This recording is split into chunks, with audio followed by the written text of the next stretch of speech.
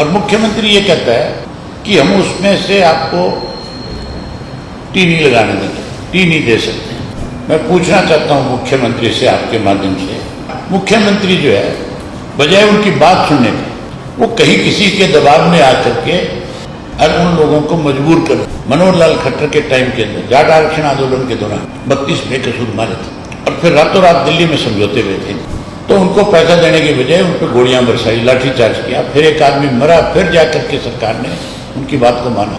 उस आगरा कैनाल नहर के आप पानी को पीना तो बहुत दूर की बात है, उस नहर के पुल को क्रॉस नहीं कर सकते, इतनी बदबू है। दो लोगों की सरकार होगी, टी लगाने वालों की सरकार भी है, टी हटाने वालों की भी सरकार। जैनत गांव में पिछले 40 दिन से लोग, पूरा गांव और आस पड़ोस के कोई 20-30 गांव और जो लगातार हजारों की संख्या में जैनत गांव में बैठ करके सरकार से डिमांड कर रहे हैं कि जिस पाइपलाइन के माध्यम से, अमृत 2 योजना के माध्यम से आप हंसी शहर को पानी देना चाहते हो, उसी में से हमें भी पानी दिया जाए, क्योंकि वो पाइपलाइन उनके खेतों में से डाल करके ले जाई जा रही है। वो पानी के बिना परेशानी में है। मुख्यमंत्री से कमेटी मिलके गई और मुख्यमंत्री ये कहता है कि हम उसमें से आपको टी नहीं लगाने देंगे, टी नहीं दे सकते। मैं पूछना चाहता हूं मुख्यमंत्री से आपके माध्यम से, वो टी किसने लगाई थी? टी लगाने में 2 चीजें होती हैं। एक तो टेक्निकल आदमी जब तक नहीं जाएगा टी नहीं लगा सकता, या तो पब्लिक हेल्थ के लोग लगा सकते हैं, और या फिर जो इसके टेंडर लेते हैं, काम करते हैं, ठेकेदार जो है, जिनके पास टेक्निकल टीम है, वो लगा सकते हैं। अदरवाइज इसमें आम साधारण आदमी जाकर के पंचर नहीं कर सकता। अगर वो पंचर करेगा तो वो पाइप को तोड़ देगा। 14 घंटे में जो टी लगाई गई, प्रशासन उस वक्त कहां था?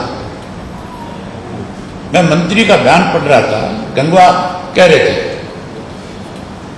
कि रात के टाइम लगाई गई, तो रात को क्या प्रशासन सोया हुआ था? जब उस गांव के अंदर सारा दिन सीआईडी के लोग घूमते हैं, जब उस गांव के चारों तरफ पुलिस के नाके लगे हुए थे, तो वहां जब वो मशीनें पहुंची है तो प्रशासन ने उनको क्यों नहीं रोका? पहले तो टी लगवाई गई, वहां मोदी के इनके नारे लगवाए गए, सरकार के नारे लगाए गए, और फिर जो है किसी और का जब दबाव आया तो फिर उस बात से मुकर गए। आज बीजेपी जो है एक टी लगाने वाली है और एक टी हटाने वाली है। ये सरकार जो है 2 लोगों की सरकार होगी, टी लगाने वालों की सरकार भी है, टी हटाने वालों की भी सरकार है। आज गांव ने फैसला कर लिया कि हम अगर चेतन गांव को, जैनत गांव को पानी पीने का मिलेगा तो इसी पाइपलाइन में से सरकार को देना पड़ेगा। और सरकार, मुख्यमंत्री जो है बजाय उनकी बात सुनने के वो कहीं किसी के दबाव में आकर के और उन लोगों को मजबूर कर रहे हैं।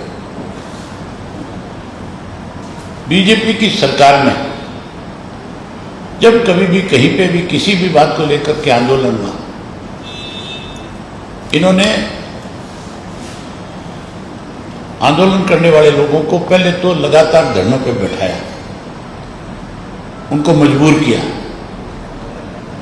और फिर उन पर लाठीचार्ज किया, गोलियां बरसाई, और जब लोग मारे गए तो फिर उनके आगे हाथ जोड़ करके खड़े हो गए, और फिर उनकी डिमांड जो थी उनको पूरा भी किया।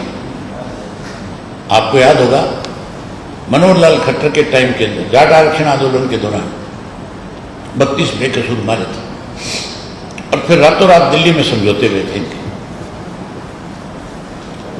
सरकार जा रही थी अपनी सरकार बचाने के लिए, फिर हाथ पांव फूल के फिर सारी बातें मानी।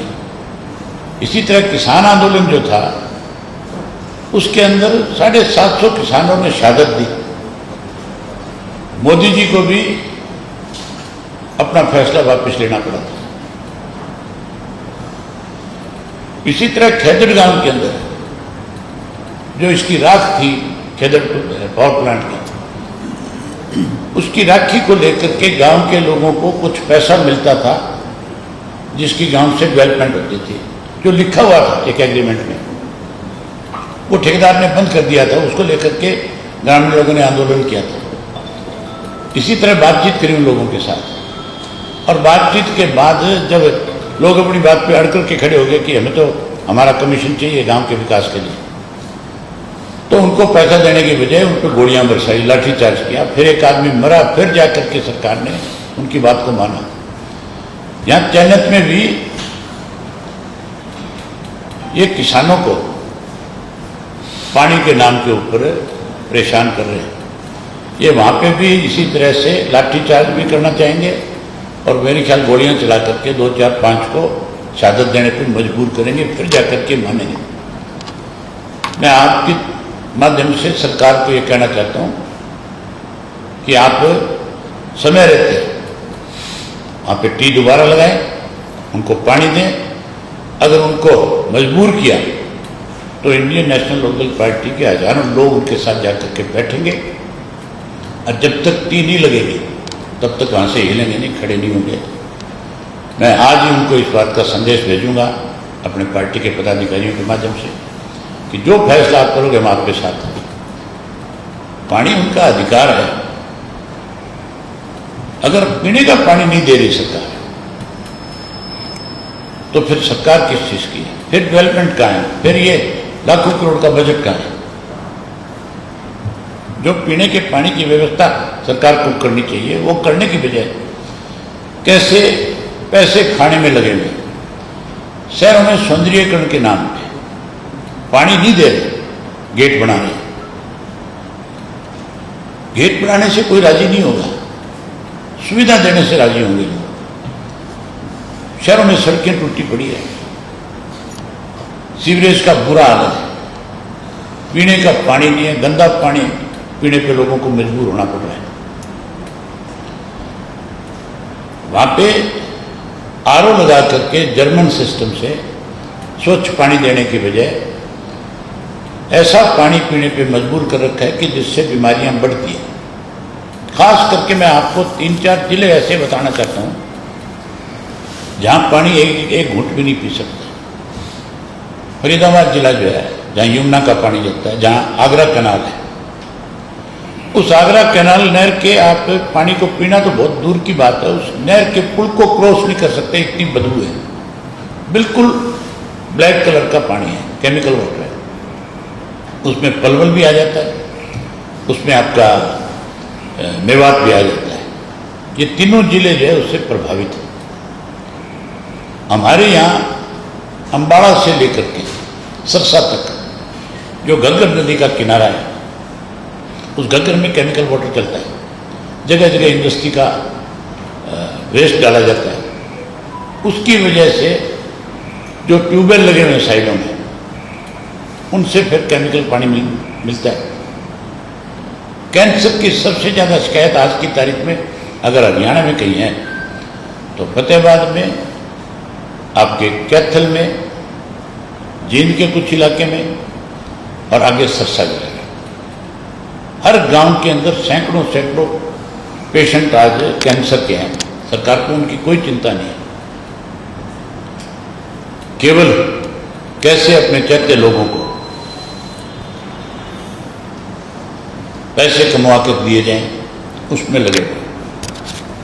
हमारे साथ जुड़े रहने के लिए सब्सक्राइब करें देश रोजाना के YouTube चैनल को, और नई वीडियो की नोटिफिकेशन पाने के लिए बेल आइकन जरूर दबाएं। अगर आप ये वीडियो Facebook या Instagram पर देख रहे हैं तो पेज को लाइक और फॉलो जरूर करें, और ज्यादा से ज्यादा शेयर करें।